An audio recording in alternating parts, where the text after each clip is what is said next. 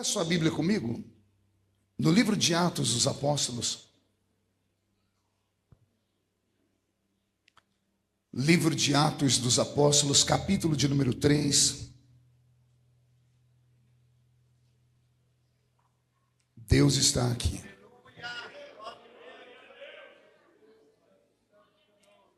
Atos, capítulo de número 3.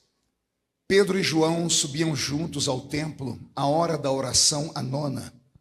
E era trazido um varão que desde o ventre de sua mãe era coxo, o qual todos os dias punham à porta do templo chamada Formosa, para pedir esmola aos que entravam.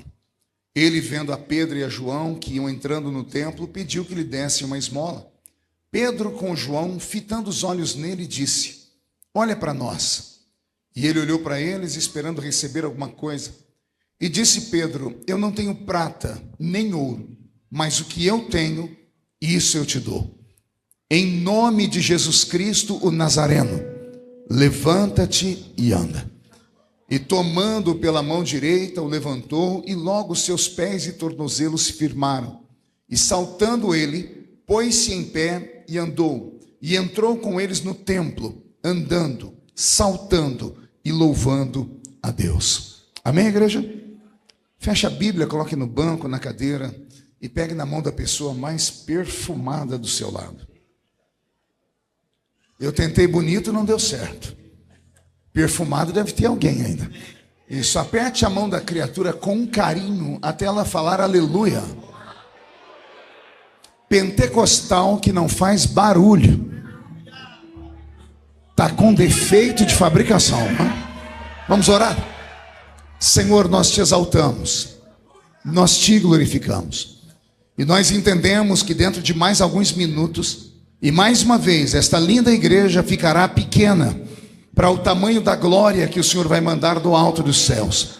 Os que vieram tristes começarão a saltar de alegria. Os que vieram se arrastando não voltam para casa se arrastando. Hoje voltarão voando nas asas de um novo tempo. E antes que eu comece a revelar os seus segredos, cerque esta igreja com a sua glória. E num raio de 5 quilômetros, onde houver um demônio alojado, eu dou a esses demônios segundos para sumirem de águas lindas. Porque se não sumirem, serão queimados pelo poder da sua glória que aqui será derramada. Rasgue o céu sobre nós esta noite. Manda anjos de fogo descerem aqui.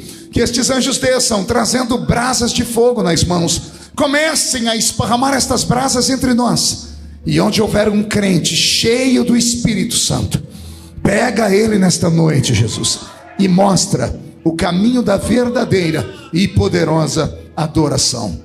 Fala conosco, fica conosco. É o que eu te peço agora e sempre. E toda a igreja diz. Os que podem, tomem seu assento aplaudindo a Jesus, porque Ele é bom, porque Ele é maravilhoso. Nós temos aqui um grupo de irmãos que não estão num ambiente tão confortável como nós, com ar-condicionado, cadeira almofadada, visão privilegiada e um som tão perfeito. Eles estão lá fora assistindo pelo telão. Então a bênção deles vai ser dobrada, né? Ó, já tem gente querendo levantar e ir lá para fora, fique aí, né? Que Deus abençoe. Será que os irmãos lá fora estão ouvindo a gente aqui dentro? Oh, eles estão vivos lá fora, né? Pronto, muito obrigado. Tá. Deus abençoe. Vou fazer um pedidozinho. Enquanto eu estiver falando, se os irmãos puderem evitar se locomoverem e até não entregar mais água, só entrega água para o pastor, presidente e pronto. Que o pastor presidente merece água. O resto não merece água não. Pode ir embora. Não, dá água para essa turma não, já tem água aí no pé deles. Eu vou esperar o senhor descer com essa bandeja para eu pregar. Muito obrigado, viu? É militar? Não, porque já foi militar. Eu conheço essa turma só pelo olhar, né? Deus abençoe você, viu? Muito obrigado. Posso ouvir um glória a Deus da igreja? O texto que eu li nessa noite com os irmãos é um texto antigo, conhecido. Quem aqui nunca se atreveu a pregar sobre o coxo que foi levantado na entrada do templo por Pedro e João?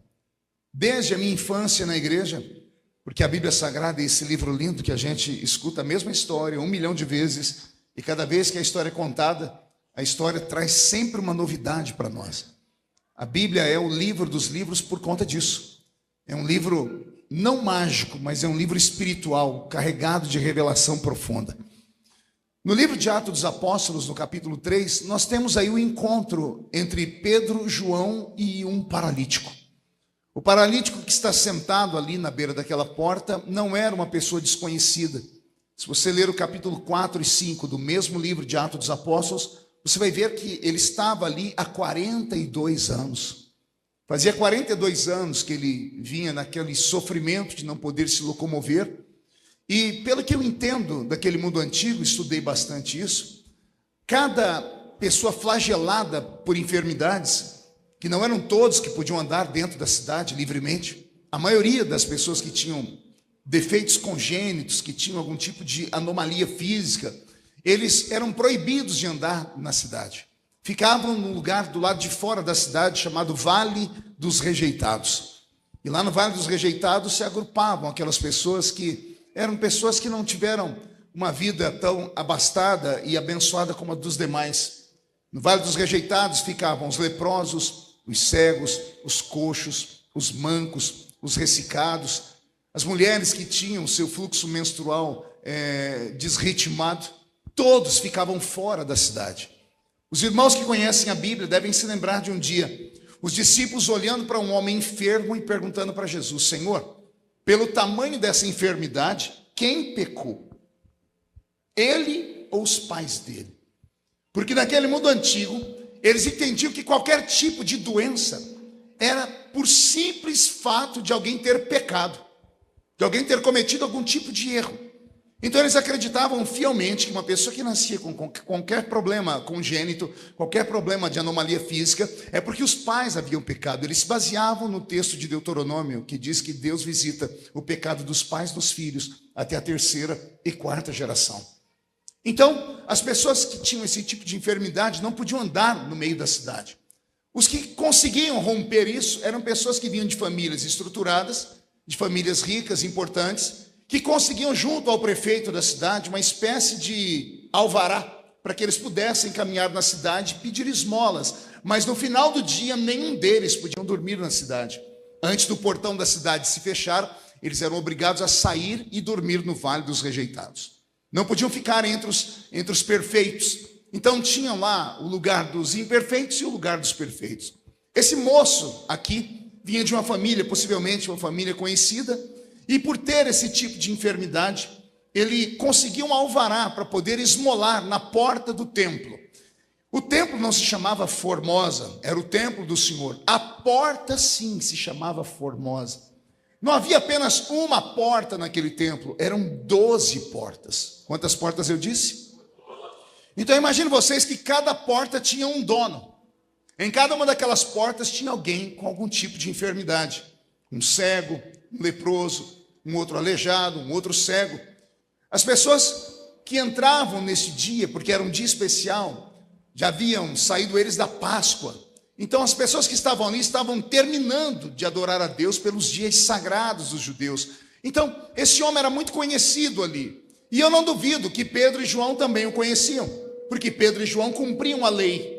Todos os anos, depois da Páscoa, eles iam ao santuário adorar a Deus, levando as suas ofertas. Nesse dia em que Pedro e João vão subindo a escadaria, como eles eram acostumados a congregar nesta igreja, neste templo, há muitos anos, eles vão passar pelo mesmo aleijado dos anos anteriores. Eles viram ele o ano anterior, o outro ano, possivelmente nos últimos 20 anos, 25 anos, indo naquele lugar, levar os seus sacrifícios e fazer as suas ofertas, logo depois da Páscoa. Eles conheciam aquele moço que estava ali. E todas as vezes que aquele moço os via, ele fazia aquilo que dentro dele já estava no automático. Ele levantava a mão e dizia: me dá uma esmola. E eles sempre respondiam de maneira muito tranquila: está aqui a esmola, ou hoje nós não temos. E o abençoavam e entravam dentro do templo. Mas nesse dia em especial, Pedro não estava normal. Havia acontecido alguma coisa com Pedro que deixou ele fora da normalidade. Porque ele vai subindo para entrar pela porta formosa, lá está o paralítico do ano anterior, de todos os anos. O paralítico estende a mão e pede dinheiro para eles, e Pedro diz: não tenho prata e nem ouro. Mas antes disso, Pedro faz um pedido para ele. Ele diz: olha para nós. Diga comigo, olha para nós. Mas calma aí, se o paralítico já tinha pedido dinheiro, o paralítico já estava olhando para eles. Sim ou não? O paralítico disse: me dá uma esmola. E Pedro e João, fitando os olhos nele, disse: olha para nós. Não faz sentido, porque ele já estava olhando para eles. Eu entendo que Pedro e João, quando falaram para ele, olha para nós, era a maneira que eles usaram para chamar a atenção de todas as outras pessoas que estavam entrando pelas outras portas. E até das pessoas que já estavam dentro do santuário, sentado nos bancos ou em pedras, esperando o culto começar. Pedro deu um grito: olha para nós. E o templo todo olhou para eles. Todas as portas olharam para eles. As pessoas que estavam nas portas olharam para eles. O paralítico deve ter tomado um susto e arregalou os olhos. E a Bíblia diz que Pedro disse assim para ele: não tenho prata, também não tenho ouro, mas o que eu tenho.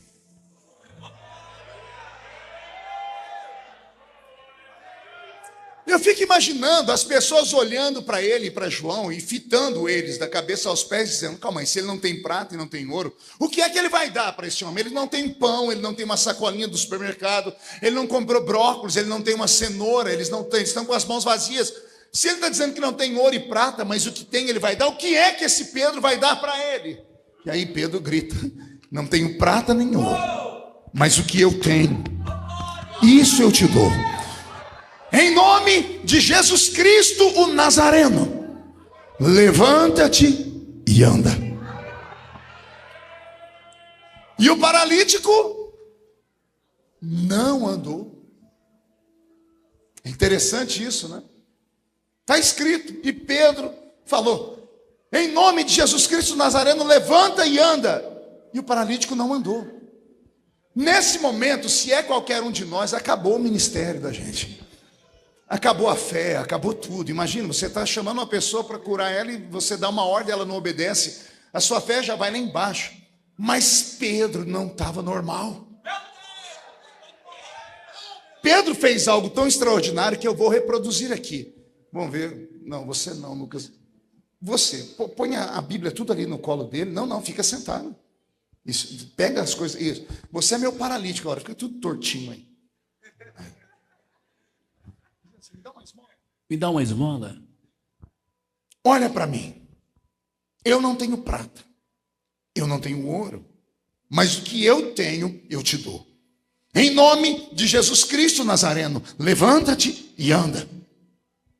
E o paralítico não andou. Aí a Bíblia diz: e Pedro, tomando-o pela mão direita, o colocou em pé.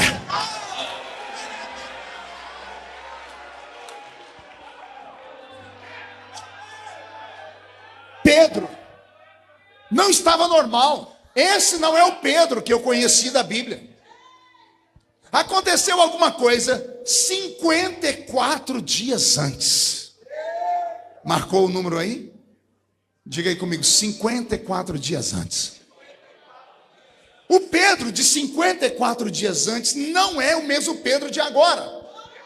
Porque 54 dias antes desse episódio, Pedro estava andando atrás de Jesus, que estava sendo julgado injustamente na madrugada.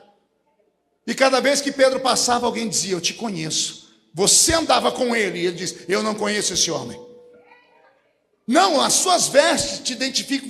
Eu não conheço esse homem. Pedro negou Jesus diante de uma vendedora de púrpura. Medo de ser preso, medo de ser apedrejado, medo de morrer crucificado também. 54 dias antes, ele era um rato. 54 dias depois, Pedro virou um leão. O que foi que aconteceu com Pedro? Quem conhece a Bíblia Sagrada, na história de Pedro, vai se lembrar que Pedro nunca foi um discípulo normal. Aliás, lendo a história, parece que Pedro tinha uns parafusos a menos. Toda vez que Pedro aparece no Novo Testamento em destaque, ele está deixando Jesus em saia justa. Ele deixava Jesus envergonhado a todo momento. Jesus está lá lavando os pés dos discípulos, para mim um dos atos mais lindos da Bíblia Sagrada, e não tem algo que me toque tanto quanto imaginar o meu Cristo, o meu Deus encarnado, aquele que fez os céus e a terra e que sustenta o universo pela força do seu poder, que pelo poder da sua palavra trouxe à existência os mundos. Ele agora está encarnado, está ajoelhado na frente de uma criatura podre, lavando os pés da criatura. Você consegue imaginar a cena? Vou desenhar minuciosamente para você entender. Eu estou falando que na frente dele tem 12 homens sentados.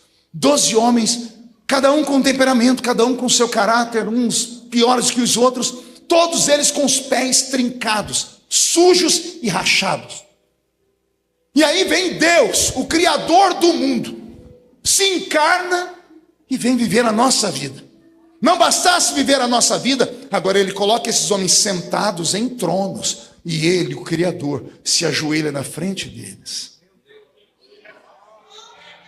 Deus está se ajoelhando na frente de uma criatura, e não é só isso. O Deus que está se ajoelhando na frente de uma criatura pega a parte mais suja do corpo, os pés. Ninguém dá muita atenção para os pés.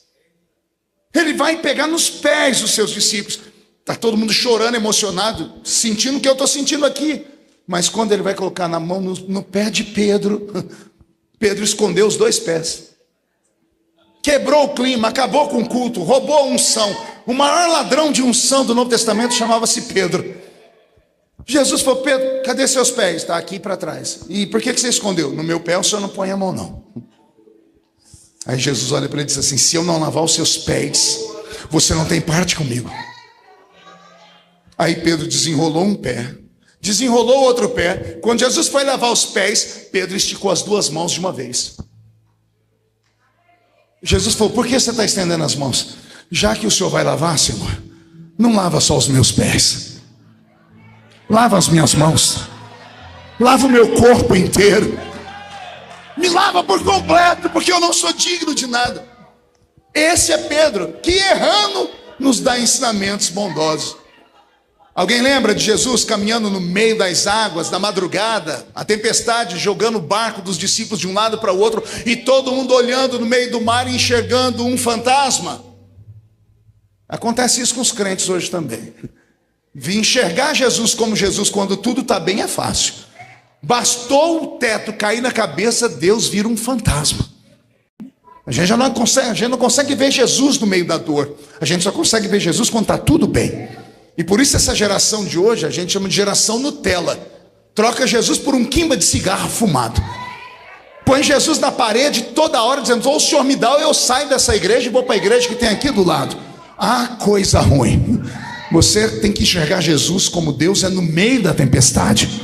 Por quê, pastor? Porque se ele te der o milagre, ele é Deus. E se ele não te der o milagre, ele continua sendo Deus.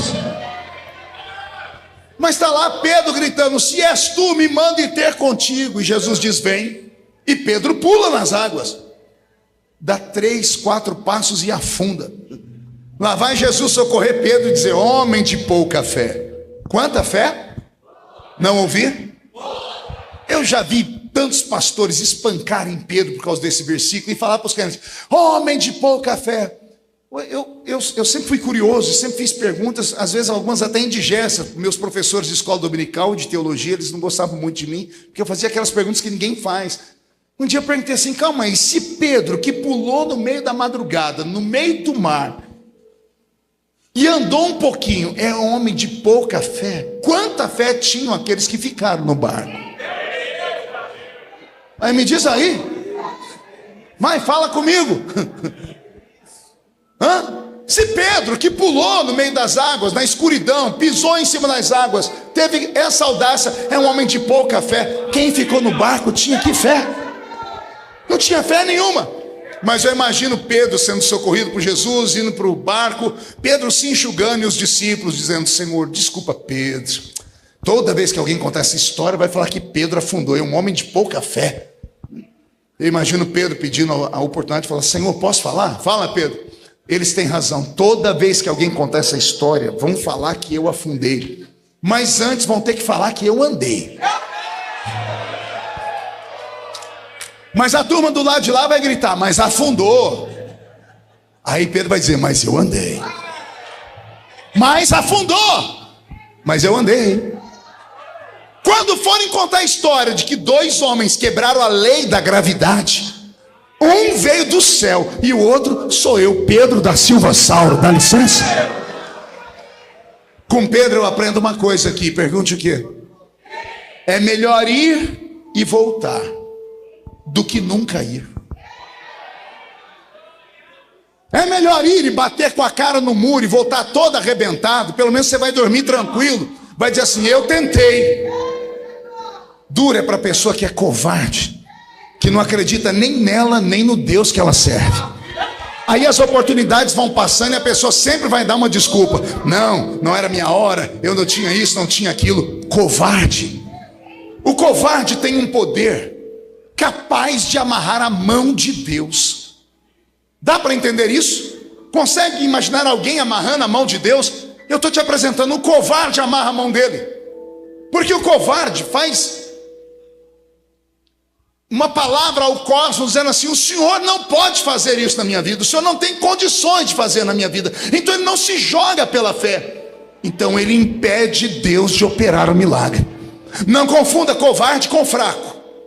Fraco Deus ajuda. O fraco, Deus pega a mão dele e salta muralhas com ele. Nem sempre numa guerra vence o mais forte, mas sempre vence o mais corajoso.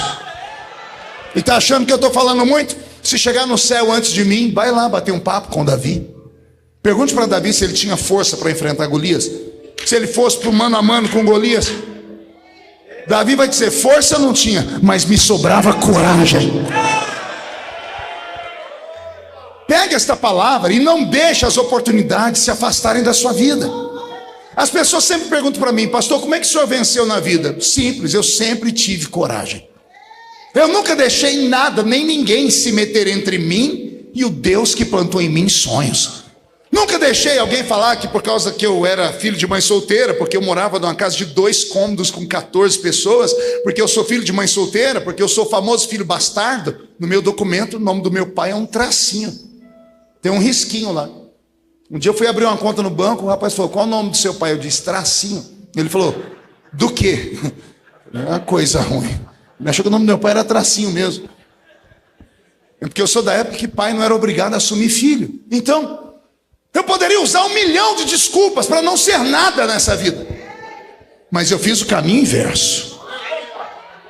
Eu fiz o caminho contrário. Eu transformei as calúnias, eu transformei as pedradas, eu transformei as dificuldades em força propulsora. Eu deixei tudo isso entrar no meu coração e fiz uma bomba atômica que explodiu dentro de mim. Eu rompi, não porque sou forte, mas porque tenho coragem. E esta palavra é para todos aqueles que estão aqui. Esta é a palavra do Senhor para você, Josué 1:9. Não te mandei eu? Esforça-te, tem bom ânimo. Não pasmes, nem te espantes, porque o Senhor teu Deus estará contigo, por onde quer que você ande. Alguém acredita nisso? Dá mais um grito de glória a Deus aí. E depois não adianta chegar no céu e falar, o Senhor me abandonou.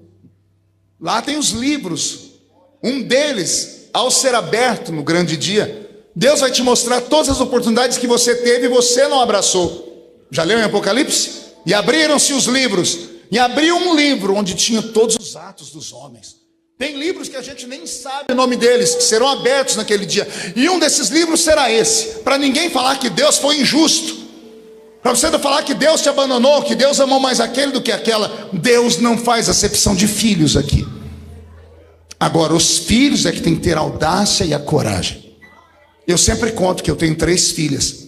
Se você passasse um dia inteiro comigo, quando elas eram crianças, todo mundo ia falar comigo que os meus amigos diziam, você gosta mais da pequenininha, né? Que é a rapinha do tacho, a Camille. Filho não envelhece, né? Camille está no 3º ano de medicina, ainda chamo ela de meu bebê, né? Aí, a Camille, quando era pequenininha, ela ficava muito colada em mim. Aí eu perguntava sempre para os meus amigos, por que você diz que eu gosto mais dela? Eu disse, você abraça mais ela, você dá mais beijo nela, você fica mais perto dela. Eu disse, mas eu não saí de perto de você em nenhum momento. Aí a pessoa começa a pensar, Você tem razão. Não é você que fica perto dela, né, Marco? É ela que fica perto de você. Pegou a sabedoria aí? Não. Somos filhos do mesmo pai. Por que um voa, decola e o outro rasteja pesado? Por que um aqui está falando em língua, já levantou, já bateu a mão assim, já entrou no mistério, e o outro está me olhando com essa cara feia, parecendo que foi batizado num pote de vinagre? Fala aí, isso aqui é a Assembleia de Deus. Por que um está dando glória a Deus, falando em línguas, e o outro está com essa boca travada, essa boca de aço, essa língua de ferro e esse queixo de concreto? Por quê? É simples. Tem alguns que sabem como chegar perto do seu pai e chamar a atenção dele.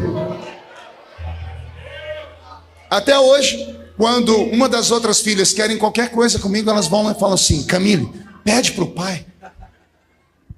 E eu falo para elas: vocês têm o meu coração, vocês têm o meu caminho, mas a Camille encontrou os meus segredos. O pai está aqui nessa noite. E ele está dizendo para você: vem, me dá um abraço, se joga nos meus pés, se joga no meu colo, fala no meu ouvido, fala comigo em particular. Pastor, é possível falar em particular com o pai? Não é só possível falar em particular com o pai, é possível falar em mistérios com o pai. Primeira Epístola de São Paulo aos Coríntios, capítulo 14: aquele que fala em línguas não fala a homens, senão a Deus. Aquele que fala em línguas, a sua mente fica sem fruto, mas o seu espírito ora bem. Porque em mistérios, em segredos, fala direto com Deus. Aí vem um assembleiano que tem uma proposta pentecostal, que é crente do mistério, que crê no batismo com o Espírito Santo, lutou para receber, recebeu o batismo com o Espírito Santo, e passa o culto inteiro olhando o pregador com esse olho seco, parecendo olho de sapo que morreu no dia de enchente. Aí Deus não vai fazer nada. Eu estou te dizendo que você tem a língua para falar direto no ouvido do seu pai. Mas os crentes modernos não querem mais ser barulhentos. A ausência do barulho pentecostal é preocupante. Por favor, não se adaptem a esse novo sistema, esse novo estilo de culto, onde as pessoas trocaram os gritos de glória a Deus por gargalhadas. Púlpito não é picadeiro e pastor não é palhaço.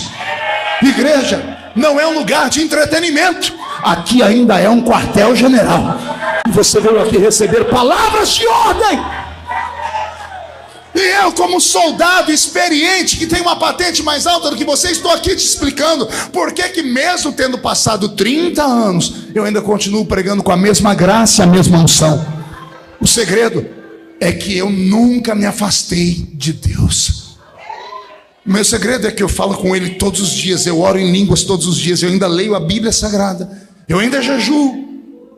Coisas simples da nossa infância, que ultimamente as pessoas não querem mais abraçar. Mas essa é uma pregação para um outro dia. É esse Pedro que deixava Jesus em saia justa. Jesus está sendo preso. Pedro de súbito quis mostrar que era corajoso e arrumou uma espada, sabe-se Deus de onde. Já vi pessoas falarem que Pedro saiu numa briga com um soldado do sumo sacerdote e desarmou o soldado do sumo sacerdote e tomou a espada dele. Esse era fã de Pedro mesmo. Nada disso. Pedro era pescador. E naquela época, quando eles vinham da madrugada, depois de pescarem, corriam o risco de encontrar piratas na beira da praia que roubavam a pescaria deles. Então Pedro andava com a espadinha na cintura, escondida. Só que ele já estava com Jesus há 3 anos e meio. Quantos anos? E a espadinha na cintura, escondidinha. E sabe o que mais mexe comigo? Pergunte o quê? Só falo se todo mundo perguntar. Jesus nunca falou para ele: Pedro, joga essa espada fora. Bora meditar nisso? Levante a mão direita, faz um carinho nas costas do seu irmão e diga: vai doer só um pouquinho.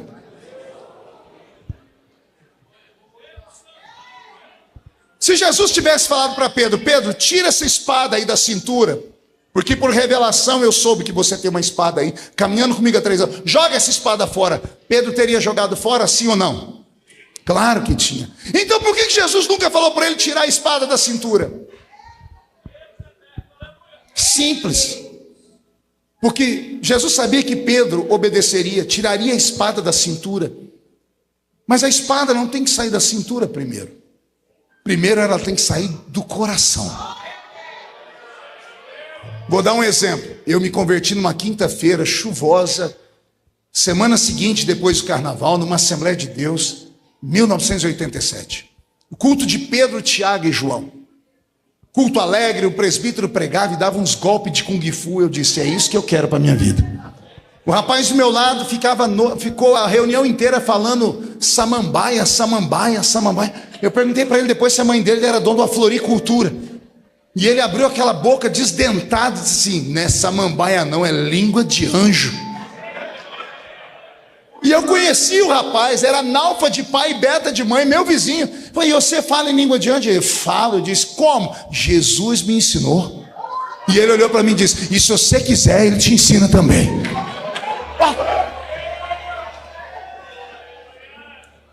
Naquele culto, quando terminou o culto, juntou um grupo de jovens perto de mim e disse, bem-vindo, agora você é salvo, porque eu aceitei Jesus chorando naquela noite.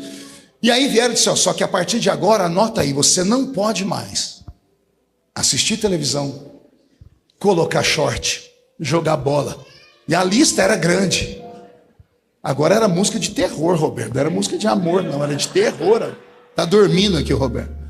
As pessoas começaram a tirar toda a minha alegria, porque para ir para a igreja, mentiram para mim.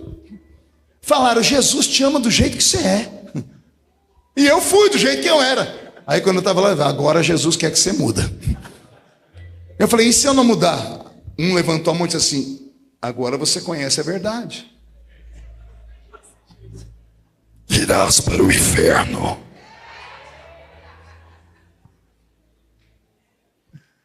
Erro da igreja, né? A gente querer mudar as pessoas. A gente querer converter as pessoas à nossa ideologia pela nossa fala. Quando na palavra está escrito que quem convence o homem do pecado, da justiça e do juízo, não é o pregador, é o Espírito Santo. Eu tirei a televisão da minha frente. Eu tirei a televisão da minha casa. Aí eu recém-casado ia jantar na minha mãe toda quarta-feira. Eu chegava na casa da minha mãe, dava um beijo nela e sentava na frente da televisão e ficava. Aí vinha a janta, eu pegava aqui o copo para beber uma Coca-Cola. Eu não desgrudava o olho da televisão. Foi 1 mês, 2, 3. No 5º mês minha mãe não aguentou. Dona Lúcia falou para mim, por que você não comprou uma televisão para você? Eu disse, porque é pecado. Aí minha mãe disse, é pecado na sua casa, na minha não é? Eu comecei a pensar, minha mãe tem razão. Por que eu tirei a maldita televisão da minha casa? Porque me mandaram tirar. Tirei a espada da cintura, mas ela nunca saiu do coração. Quando você vê uma irmãzinha dessas que olha para a senhora, que agora está mais bonita, né? Deu uma recalchutada, né? A senhora, há uns 5 anos atrás, tinha cara de 60, agora está com cara de 30. Né? Cabelo mudou de cor, né? Hoje tem botox, hoje tem negócio de harmonização facial, tem 1 milhão de coisas. A mulherada tá que tá, né? Então, graças a Deus, a senhora chegou nesse nível e está bonita. Aí aquela irmã, que não tem coragem de fazer, ela passa perto da senhora, faz o sinal da cruz. Vai no outro e fala, está tudo desviado. Ó. Mas tenha pena dela, não é que ela acha que a senhora está desviada, é que ela está com inveja. Entendeu? Ela quer ser igual a senhora, mas não tem coragem, porque foi feita uma lavagem cerebral aqui dentro. Conhecereis a verdade, e a verdade vos libertará. E posso te dar um conselhozinho, amigo, amiga, irmão? Nessa vida só se vive uma vez. Está escrito em Hebreus 9:27, ao homem está ordenado morrer uma vez só, vindo depois disso o juízo. Por que eu estou dizendo isso? Porque a vida é um presente. E você pegou o seu presente e enterrou ele. Não vive e não deixa os outros viver. Se preocupa com tudo que os outros falam. Por acaso quem fala de você paga as suas contas? Quem fala de você morreu na cruz do Calvário por você, te visita quando você está doente, e você vai mesmo continuar andando a migué, esperando os outros, as favas com os outros. Quando alguém vier falar alguma coisa para você que não é da alçada dele, fala para a pessoa arrumar um tanque de roupa suja, cheio, para lavar. Eu quero a Deus. Quem quer Deus comigo, dá um grito de glória aqui, por favor. Ah, meu Deus. Esse é Pedro. 54 dias antes do episódio que eu li para os irmãos, Pedro estava negando Jesus. Quem vai se lembrar, e poucos vão se lembrar, porque isso é um segredo dentro da Bíblia, que quando Jesus ressuscitou, e os anjos que estavam lá na tumba encontraram as mulheres, dos 4 evangelistas, apenas um vai contar essa história, que eu vou falar para vocês. Os anjos disseram às mulheres: vão até os discípulos, ou avise aos discípulos e a Pedro, que eu me encontrarei com ele lá na frente. Alguém se lembra onde está escrito isso? Marcos capítulo 16, versículo 7, se não me falha a memória. Os anjos estão lá na tumba, as mulheres têm a visão dos anjos. Por que procurais entre os mortos aquele que vive? Não está aqui, já ressuscitou. Ide, avise aos seus discípulos. Aí o anjo abre um parênteses assim: e a Pedro, em particular. Tem um recado para Pedro em particular. João não escreveu isso, Mateus não escreveu isso, Lucas não escreveu isso. Quem escreveu? Marcos. Pergunte por quê? Porque Marcos foi discípulo de Pedro. Marcos era escriba, foi abandonado por Paulo, porque Paulo viu que o menino não tinha coragem, era um menino no início. Paulo foi apedrejado, João Marcos deu no pé. Pedro e Paulo tinham uma rincha. Pedro, para falar que Paulo estava errado, trouxe Marcos para perto deles. Eu vou te mostrar que Marcos presta. Aí Marcos foi trabalhar com Pedro, e Marcos sabia ler e escrever, era de uma família rica. Quando Pedro está atrás das grades, faltam 30 dias para ele morrer, crucificado de cabeça para baixo, ele chama João Marcos e diz assim: Marcos, eu quero deixar um retrato de Jesus. Como, Pedro? Traz papiro, nanquim e uma pena, porque eu vou falar tudo que eu lembro de Jesus e você vai escrever. O evangelho de Marcos saiu da boca do apóstolo São Pedro. Vou falar de novo. O irmão estava andando aqui, chamou a atenção de todo mundo, ninguém prestou atenção. Vou falar de novo. O evangelho de Marcos saiu da boca do apóstolo São Pedro, que contou para Marcos, e Marcos colocou no papel a história, que é o seu evangelho. Pedro não sabia ler nem escrever, nenhuma das encíclicas de Pedro foram escritas por ele. E se você acha que eu estou falando muito, leia Atos, capítulo 1, 2, 3, 4 e 5, você vai ver alguém dizendo assim: mas esses homens são iletrados. Como é que eles pregam com essa ousadia? Como é que eles têm essa cultura? Não sabiam ler e nem escrever. O evangelho de Marcos saiu da boca de Pedro. Quem bate esquece, quem apanha não. Para João não importou que Jesus se lembrou de Pedro. Para Lucas não se importou que Jesus lembrou de Pedro, porque Lucas era discípulo de Paulo, então como Pedro e Paulo tinham uma rincha, não põe nada de Pedro aí não. Para Mateus não importou que Jesus lembrou de Pedro, mas Pedro antes de morrer disse assim: escreve aí, Marco, que eu estava depressivo porque eu neguei Jesus 3 vezes naquela noite. Quando vieram falar que Jesus tinha ressuscitado, eu achei que ele tinha me abandonado e não me queria mais.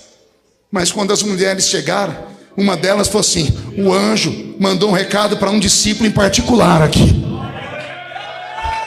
Todo mundo achou que era para o discípulo a quem ele amava, mas o recado não foi para o discípulo a quem ele amava, o recado foi para mim. Quando ele ressuscitou, ele disse: avisa a Pedro que a nossa história ainda não acabou. Tem muita coisa para acontecer lá na frente. Vocês estão entendendo? Quando Pedro sentiu o amor de Jesus de verdade, ele começou a acreditar de fato que Jesus era o Messias. Por isso que Jesus falou para Pedro: Pedro, um dia você vai se converter. Dá para acreditar? Não conta para ninguém, gente, não conta, porque isso é vergonha para nós.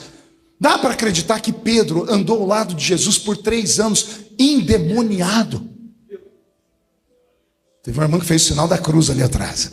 É verdade. Eu disse que Pedro andou 3 anos ao lado de Jesus. De que jeito, gente? Pergunte: como assim, pastor? Vou deixar Jesus falar. Pedro, Jesus está dizendo: está chegando a minha hora. E Pedro diz: tem pena de ti mesmo, Senhor. Aí Jesus olha para dentro dele e diz assim: para trás de mim, Zé Pilintra, Exu Caveira, Tranca Rua, Pombagira, Preto Velho. Ah, não foi demôniozinho pequeno, não? Qual o nome? Não ouvi. Quem estava dentro de Pedro? Lúcifer. O anjo caído estava dentro de Pedro 3 anos e meio. E Pedro multiplicando pão, curando os enfermos, pregando. Jesus diz: para trás de mim, Satanás. Mas Pedro fica. Só vai embora o diabo. Esse é o Pedro da minha história. É esse Pedro que nós vamos ver agora fazer esse milagre prodigioso, porque aconteceu algum fenômeno com ele nesse tempo. Jesus ressuscita e por um período de 40 dias ele aparece a 500 testemunhas. Ele divide essas 500 testemunhas em 2 grupos, os seus discípulos e os demais. Ele marca 2 reuniões particulares com eles. Uma está em João capítulo 20 e a outra está em Atos dos Apóstolos capítulo 1. A reunião de João 20 é apenas com os discípulos. Jesus está com 11 discípulos na frente dele. Quantos? Porque o 12º se matou, que era o Iscariote, está no campo chamado Aceldama. Jesus está diante dos 11, ele está ressuscitado. A Bíblia diz que Jesus fez assim, ó. E tendo assoprado sobre eles, disse: recebei o Espírito Santo. Alguém lembra desse episódio? João 20, 21, se não me falha a memória. Jesus chamou os discípulos e vai e sopra sobre eles. Do nada, ele está conversando com eles, ressuscitado, e de repente ele sopra sobre eles. Ao soprar sobre eles, eles respiraram o sopro. Jesus soprou nas narinas deles. Nós só vamos encontrar um outro texto na Bíblia falando de Deus soprando nas narinas de alguém. Alguém lembra? Gênesis capítulo 2, versículo 7. E Deus foi nas narinas de Adão e fez assim. E agora Jesus pegou 11 e fez assim. Pergunte: para quê, pastor? O que Adão perdeu, ele vai devolver agora. Não entendeu? Isso aqui é muito alto. O que Adão perdeu no Éden, Jesus começa a devolver ali em João 20. Comunhão, presença, intimidade, ato divino dentro deles. Porque lá com Noé o Senhor disse: o meu espírito não contenderá mais com o homem, não ficará mais na terra. Lá em Joel 2:28 o profeta vai gritar: assim diz o Senhor, eis que nos últimos dias derramarei do meu espírito sobre toda a carne. Vossos filhos e vossas filhas profetizarão, vossos jovens terão visões, vossos velhos sonharão sonhos. 835 anos antes de Jesus, Joel profetizou isso. E o povo vem esperando isso acontecer. Ninguém ouvia falar em Espírito Santo, ninguém sabia o que era ou quem era o Espírito Santo. Vamos ver Deus mandando alguns sinais. João está batizando todo mundo, aí vem um homem perto dele que ele chama de Cordeiro de Deus. Quando João batiza este Cordeiro de Deus, o céu se abre. Vem sobre ele, em forma corpórea de uma pomba, o Espírito Santo. O Espírito Santo desce sobre ele em forma corpórea de uma pomba. Segundos ou minutos antes, João saiu das águas para encontrar o Cordeiro. E alguém perguntou: que homem é esse que até João vai ter com ele? João, que era batista, faz uma pregação pentecostal. Não entendeu aí, trocadilho? Vou falar de novo. O único batista da Bíblia vai fazer uma pregação pentecostal. João escutou, parou e disse: esse é o homem que eu venho falando, que eu não sou digno de desatar as alpacas dos pés dele. Eu vos batizo com água para arrependimento, porque sou batista. Mas ele vos batizará com o Espírito Santo e com fogo.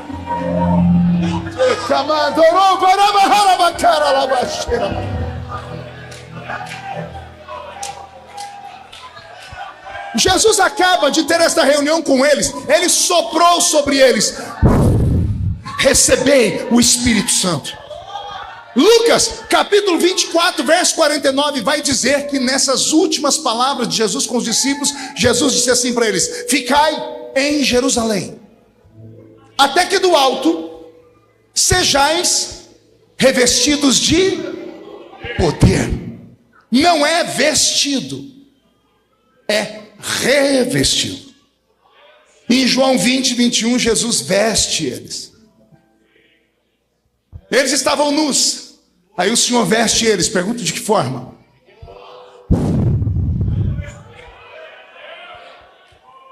Eles receberam o Espírito Santo em João 20, 21, mas eles não estavam em Jerusalém. Aí Lucas vai dizer que quando terminou essa reunião, Jesus disse: agora vão para Jerusalém, porque vocês vão ser revestidos. Vocês já estão vestidos porque eu soprei sobre vocês. Agora lá em Jerusalém, vocês vão receber um revestimento. Eu estou vestido com essa camisa e revestido com esse paletó. Eu estou protegido. Jesus está dizendo a eles: o que vai vir sobre vocês vai dar a vocês autoridade, poder, controle, unção, e vocês vão receber mais uma porção daquilo que Adão perdeu lá no Éden. Pedro, com os discípulos, vão para o solapé da montanha. E lá no solapé da montanha, Jesus dá as últimas palavras para eles. E antes de sumir, Jesus vai lembrar: olha, vai vir sobre vocês uma virtude do alto. E quando esta virtude vier, vocês serão minhas testemunhas em Jerusalém, Samaria, Judeia e os confins da terra. Atos 1 e 8. Amém até aqui? Pois bem, aqui deu 50 dias. Agora estamos em Atos capítulo 2. Atos o quê? Em Atos capítulo 2, a Bíblia Sagrada vai dizer que o céu se abriu.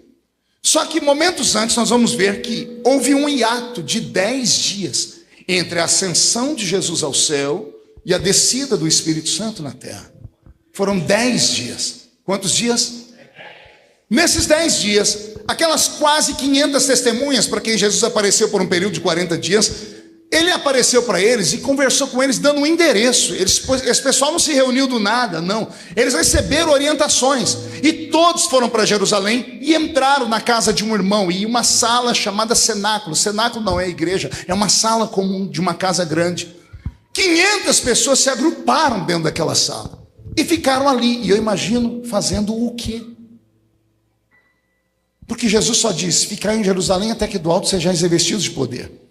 Vai vir sobre vocês um poder do alto, uma virtude. Eles foram para essa casa e ficaram ali, orando, cantando, clamando, conversando, esperando, sonhando. Eu não sei o que eles faziam ali. Um dos nossos velhos poetas da harpa cristã diz que os fiéis oravam unidos no cenáculo ao Senhor, quando foi do céu descido o real Consolador. E o poeta diz que eles ficavam falando assim: manda, Senhor, manda sobre nós o seu poder. Senhor, manda sobre nós o seu poder. Manda, Senhor, manda sobre nós o seu poder. E batiza cada um. Tudo isso é poesia. Nós não sabemos o que eles ficaram fazendo. Só sabemos que dos 500, somente quase 120. Porque 380 e alguns não deram conta de esperar, porque não sabiam quando era. Não havia uma data prevista, era por fé. Alguns que ficaram ali abandonaram tudo. Abandonaram casa, sítio, trabalho, para ficarem aguardando aquela promessa. Entre eles estava Pedro.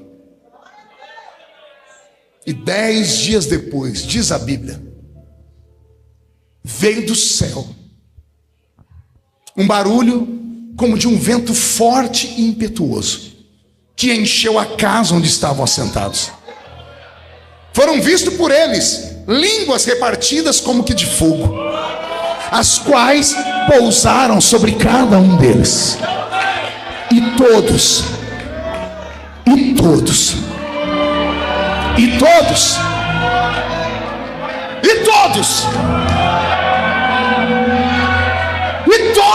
foram cheios do Espírito Santo. e começaram a falar em outras línguas, conforme o Espírito Santo lhes concedia que falassem.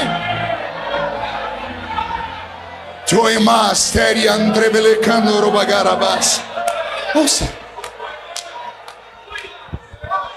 a unção que veio sobre aquela casa foi tão violenta que o cenáculo, que chegou a abrigar 500, que agora só tem quase 120, ficou pequeno. Ficou tão pequeno que os crentes que estavam lá dentro abriram a porta e foram para o meio da rua. E no meio da rua adoraram a Deus com extravagância, adoraram a Deus com liberdade. Por favor, preste atenção. Esses quase 120 fizeram tanto barulho, mas tanto barulho, que a cidade de Jerusalém inteira, que naquela época estava recebendo cerca de 3 a 6 milhões de pessoas. Se você ler Atos 2, você vai ver 14 nações ali escritas.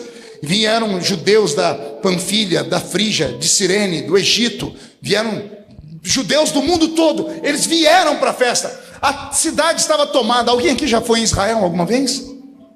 Já foi, alguns foram. Quem não foi, eu profetizo que vai, em nome de Jesus. Os que foram, se eu estiver mentindo, me diga. O judeu, quando se reúne 3 ou 4 deles na hora do café da manhã no hotel, eles fazem um barulho que a gente pensa que estão brigando. Eles não tomam uma taça de vinho sem antes levantar um copo e recitar 4 versículos da Bíblia. O judeu, conversando com o outro, parece que estão brigando. É igual o português. Você pegar 2 portugueses conversando, você acha que eles estão saindo no tapa, porque conversam alto. Agora imagine 6 milhões. Tá, vamos diminuir, vamos pôr 3 milhões. 3 milhões de judeus cantando, dançando, vendendo e comprando, cambiando, brigando, porque era a festa deles. Era a festa do Pentecostes. 50 dias depois da colheita, iniciou lá no pé da montanha, ou no alto da montanha com Moisés, veio parar em Jerusalém a festa. Imagine 3 milhões de judeus fazendo uma algazarra, barulho, e aqui quase 120. O barulho dos 120 fez a cidade inteira quietar.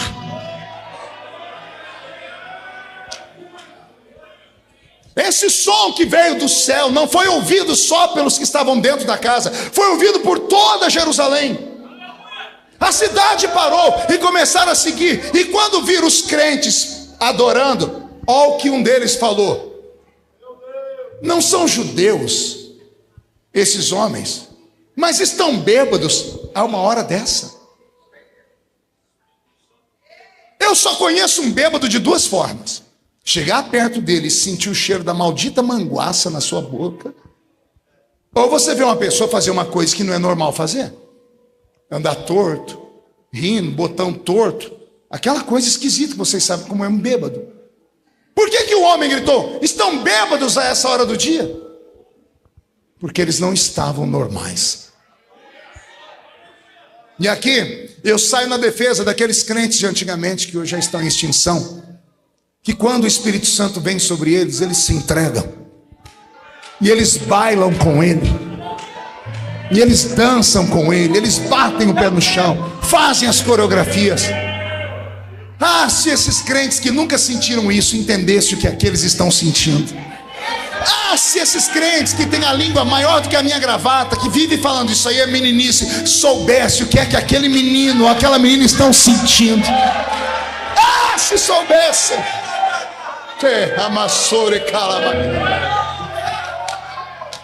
Às vezes eu vou para uns debates aí com os assembleanos mais modernos, e eu escuto eles falando as fórmulas de crescimento.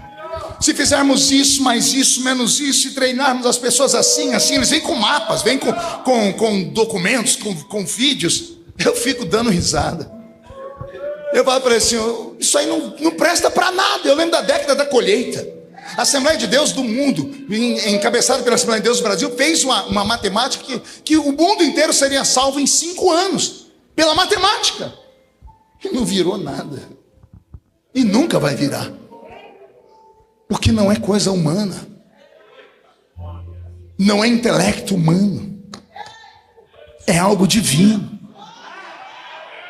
Paulo foi explicar, Paulo disse assim: eu plantei bem. Apolo regou, e regou direitinho. Mas o crescimento Entendeu? O crescimento quem deu foi o Senhor. Então a gente pode fazer tudo, se ele não colocar a mão dele, não cresce nada. Agora, se ele vê que a roça está boa, que o trabalho foi bem feito e que os frutos ali serão perfeitos, ele vai dar o crescimento necessário. Eu sei que o poder que veio sobre Pedro naquele dia deu a ele uma audácia tão grande que quando estava todo mundo chamando eles de bêbados, Pedro pulou no meio da multidão. A Bíblia diz: e Pedro, saltando no meio da multidão, disse: aqui não tem ninguém bêbado. Era Pedro defendendo os primeiros pentecostais que faziam coreografia. Era Pedro dizendo: você pode me matar, mas ninguém vai tocar nos meus irmãos, porque eles estão cheios do Espírito Santo. E Pedro começou a pregar com uma verborragia, citar textos do Velho Testamento. Pedro não sabia ler. Que quando ele terminou de pregar, a Bíblia diz que 5.000 almas se converteram. Conversão no original do grego é mudança de vida. Não foram simpatizantes do evangelho, não se tornaram amigos da igreja, se converteram. 5.000 pessoas. Eu pergunto para vocês, o que aconteceu com Pedro? Que autoridade era essa? Foi esse Pedro que no dia seguinte foi entrar no templo com João e viu o paralítico lá e falou para o paralítico: eu não tenho prata, eu não tenho ouro, mas o que eu tenho eu te dou. Em nome de Jesus Cristo, levanta e anda. E o paralítico não andou, e Pedro tomou o paralítico pela mão e fez ele andar na marra. O paralítico estava paralítico ainda, mas quando Pedro tocou o paralítico, quando Pedro colocou ele em pé, destravou tudo. E aí não conte para ninguém, Pedro gostou tanto do Pentecoste que a unção que estava em Pedro pegou o paralítico. E a Bíblia diz que o paralítico entrou do templo saltando.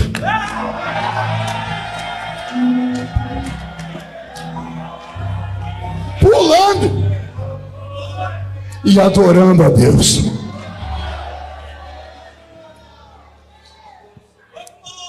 A pergunta que eu faço aos irmãos: o que foi que aconteceu com Pedro?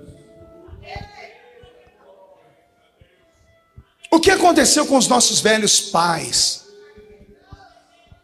O que tinha Daniel Berg e Gunnar Vingre quando pisaram no nosso solo? Estava lendo um livro deles um dia desse, Diário de um Pioneiro. Gunnar Vingre dizendo: eu estava em Belém, o culto estava com tanta presença de Deus que o Senhor me mostrou um homem no culto. E o Senhor disse: estenda a mão sobre ele. Gunnar Vingre disse: eu estendi a mão e o homem flutuou.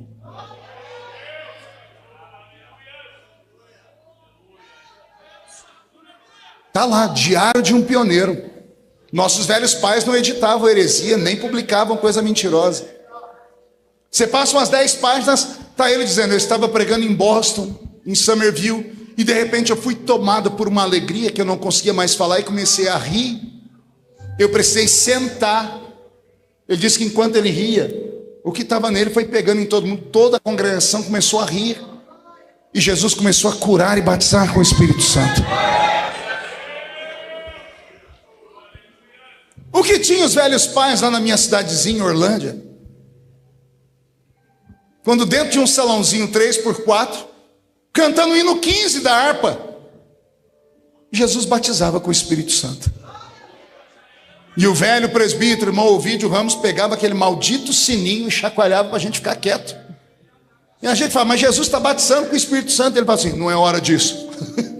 Mas como assim? Jesus está batizando? Jesus, não é hora disso.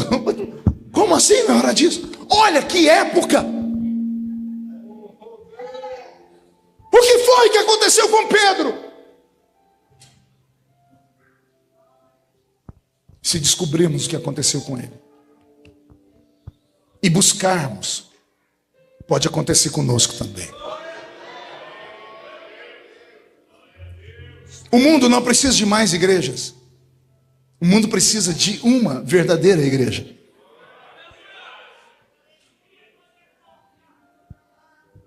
Avivamento não é quantidade, nunca foi, jamais será. Falamos que somos o país com o maior número de pentecostais do mundo. Dá vergonha falar isso. Porque o país com o maior número de pentecostais do mundo, 60 milhões de crentes, desses 90% estima-se que são pentecostais. Nesse mesmo país existe o maior número de abortos feitos no mundo. No mundo inteiro, ano passado, 44 milhões de bebês foram abortados. No mundo inteiro. Só do Brasil foi mais de 1 milhão. Assassinato em massa. Não existe no mundo cracolândias como existe no Brasil. Meninos e meninas que parecem figurantes daquela série The Walking Dead. Não existe no mundo injustiça como existe aqui. E aí nós vamos falar que estamos em avivamento? Estamos longe de um avivamento. Porque avivamento não é crescimento, não é grito, não é pulo, avivamento é arrependimento. É a proposta da igreja. Aliás, nesse quesito, até a igreja católica anda ganhando a gente. Que as pessoas pelo menos marcam com o padre para ir lá confessar uma vez por semana, cada 15 dias, um mês. Vão lá e se ajoelham na frente de imagens, na frente de uma vela, confessando os seus pecados. Os crentes mudaram a liturgia do culto completamente. O nosso culto não é mais cristocêntrico. O homem se tornou o centro do culto. Os louvores são para nós. A gente fala, vamos louvar a Deus uma vírgula. Se o louvor é para Deus, o que é que você que chora?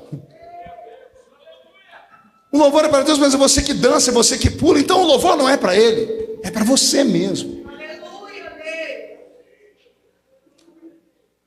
Deus virou uma espécie de gênio da lâmpada. Que a gente esfrega uma lâmpada, Ele aparece e Ele realiza os nossos desejos. Se não realizar, é porque Ele não é Deus.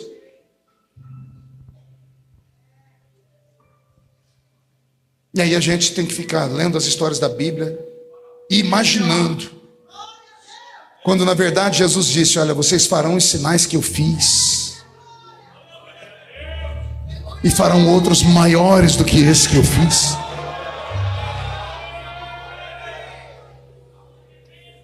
Eu estou envelhecendo e ficando um velho meio rabugento e chato. Não consigo mais me adaptar a essa nova safra. Está muito esquisito. A liturgia está estranha. Os crentes estão estranhos. O foco está estranho. E aí, quando a proposta desse culto é um culto de milagres, eu fico aqui orando para Jesus fazer o maior de todos eles. O maior de todos os milagres não é o cego ver, nem o paralítico andar. O maior de todos os milagres é quando um pecador se arrepende.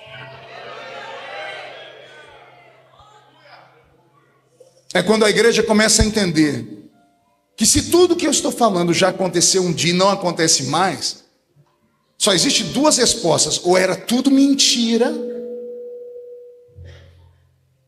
ou era invenção da nossa cabeça, ou ferimos Deus e o entristecemos a tal ponto dele recolher as mãos e não operar mais como antes. E a culpa recai sobre cada um de nós. O que tinha Pedro? Estava possuído pelo Espírito Santo. Ele não tinha ouro nem prata, mas tinha o Espírito Santo. Nós temos o ouro e a prata, mas nós não temos o levanta e anda. Teve a marcha para Jesus em São Paulo agora, 3 semanas atrás, alguém assistiu aí? 3 milhões de pessoas marchando pela rua. William Bonner foi obrigado a falar, 3 milhões de crentes marcham pelas ruas, dizendo que Jesus é o Senhor. É lindo isso, né? Só que ficaria mais lindo se William Bonner continuasse a frase dizendo, 3 milhões de crentes marcharam e um paralítico andou. Um cego viu. Já pensou? 3 milhões de crentes orando e um surdo ouviu. Rede Nacional, TV Globo filmando, um milagre ao vivo. 3 milhões de crentes reunidos, não acontece mais nada. Nada! Tem alguma coisa muito errada. E aí, quando eu venho pregar em Águas Lindas, é uma cidade pequena aqui do Goiás, eu fico muito feliz, porque sou um historiador e amo a história da igreja. E todo avivamento não começa em cidade grande.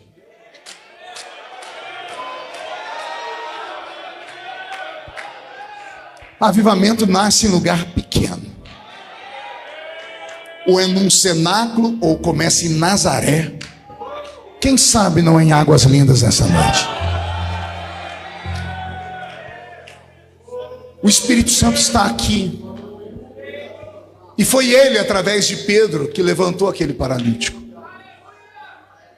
Foi o Espírito Santo, através de Pedro, que convenceu 5.000 homens a se converterem. Depois que esse paralítico andou aqui em Atos capítulo 3, leia o capítulo 4. A Bíblia diz que depois desse milagre, mais 3.000 almas se converteram. Gente, 2 cultos, 2 pregações simples, 8.000 crentes. O que é que tinha Pedro? Pedro era um veículo, e o Espírito Santo estava dentro dele. O Espírito Santo está dentro de você? Eu vou perguntar de novo, ele está dentro de você? Você tem certeza? Porque em João 14, Jesus vai dizer assim, olha, o Espírito que o mundo não conhece, não pôde receber, ele vai vir sobre vocês. E quando ele vier, primeiro ele estará convosco, para depois ele vai estar em vós. João 14, versículo 15, 16, 17. Ele estará convosco. E se tudo der certo, ele estará em vós. Qual a diferença de Pedro? O Espírito Santo não estava com ele. O Espírito Santo estava nele. Você consegue entender isso? Com todo respeito, muitos aqui que falaram que o Espírito Santo está dentro dele, mentira. Ele não está. Por quê, pastor? O senhor está me acusando? O senhor é mais santo que eu? Não. Ele não pode estar porque ele é santo. Se ele estiver dentro de você, ele é obrigado a ver tudo que você vê. E tem coisas que você vê que ele não pode ver. Está entendendo ou não? Tem lugar que você vai que ele não pode ir. Tem lugar que você toca que ele não pode tocar. Então ele não pode estar dentro de você, porque ele não pactua com pecados e erros. Você sabia que a igreja perdeu o dom da revelação, mas o TikTok recebeu o dom da revelação? Sabia ou não? É sério. Basta você olhar para uma imagem 30 segundos no TikTok. A revelação que vem sobre ele é que você ama ver aquilo. E ele começa a te mandar um monte de imagens semelhantes. Será que a gente poderia pegar o seu TikTok agora e mostrar para todo mundo aqui?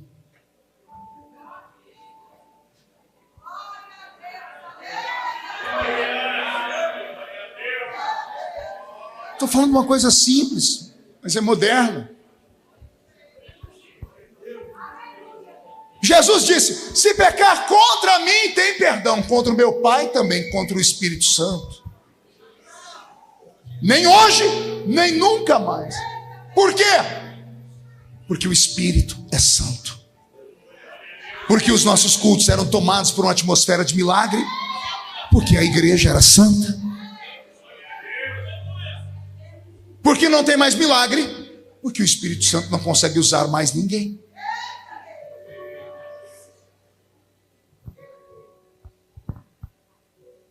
Ele está com você, mas ele queria estar dentro de você.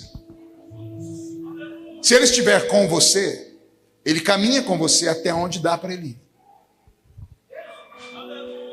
Quando ele percebe que você vai ver uma coisa que ele não pode olhar, ele te solta. Mas se você entrar em um nível de intimidade com Deus nesta noite, o Espírito Santo vai sair daqui para entrar aqui. Vou terminar. Por favor, olhe para suas mãos agora. Consegue olhar suas mãos? O que é que você vê quando olha para suas mãos? Dedos, unhas, falanges, calos, esmalte, anéis. A Bíblia diz: porão a mão sobre os enfermos e os... Você acha que essa mão aí pode curar alguém? A Bíblia diz: onde a planta do seu pé pisar, eu te dou por herança. Você acha que é esse pé aí que toma posse de algum lugar? Que chega com autoridade? Cheio de chulé, joanete, encravada, frieira. Como é que pode um pé podre desse tomar posse de algum lugar? Tem algum mistério nisso. Pergunte: qual é o mistério, pastor? Vou tentar te mostrar. Vem cá, rapidão. Fica do meu lado aqui. Cola em mim, cola em mim. Do meu lado, isso. Mão esquerda na minha cintura.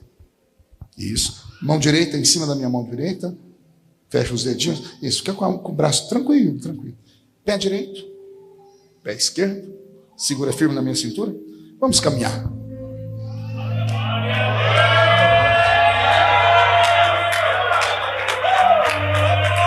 Alguém está perguntando: o que é isso, pastor? Deveria ser você? Não é só você que caminha. Tem alguém dentro de você. Quando a Bíblia diz: porão a mão sobre os enfermos e os curarão, é que quando você levanta a sua mão para curar alguém, vai outra mão junto. É a mão do Criador que cura, não é a sua. É a mão que criou o homem, porque o homem foi feito pela mão divina. Então a mão divina pode curar, porque ele criou o homem. Vem aqui. Vem cá. Firme, firme. Equilíbrio agora. Equilíbrio, equilíbrio. Quando a Bíblia diz: onde a planta do seu pé pisar, eu te dou por herança. Não é o seu pé. É que quando você pisa, alguém pisa com você. Quando você aponta o seu dedo, alguém aponta com você. Quando você usa a estratégia da Bíblia, o nome de Jesus, ele vem potencializado pelo Espírito Santo que está dentro de você. O Espírito Santo está aí? Obrigado, amigo. Fica de pé comigo. Era mais sonhando,